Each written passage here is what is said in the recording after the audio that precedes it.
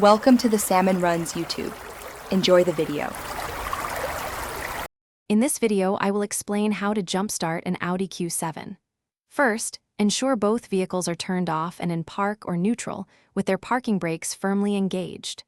Safety is paramount, so always wear safety glasses and gloves to protect yourself. Next, locate the battery in your Audi Q7.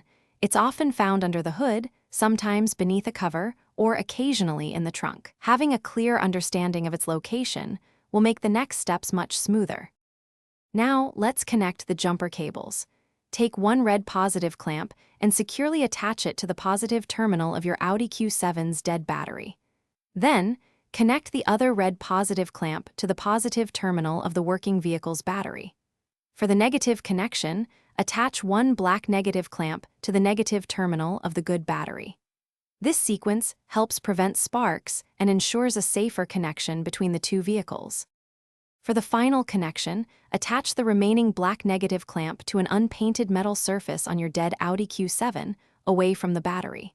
This provides a good ground connection. Now, start the engine of the working vehicle and let it run for about 5 to 10 minutes. This allows the good battery to transfer some charge to your Audi Q7's battery. After this charging period, attempt to start your Audi Q7. If it starts, you can then proceed to disconnect the cables. Once your Audi Q7 is running, disconnect the jumper cables in the reverse order of connection. First, the black negative clamp from your Audi, then from the good car. Next, remove the red positive clamp from the good car, and finally, from your Audi.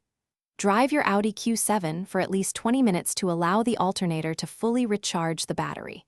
If your car struggles to start again, it might be time to have your battery or charging system checked. And speaking of convenience, check the description for a link to these fantastic leak-proof meal prep containers, plus other great deals.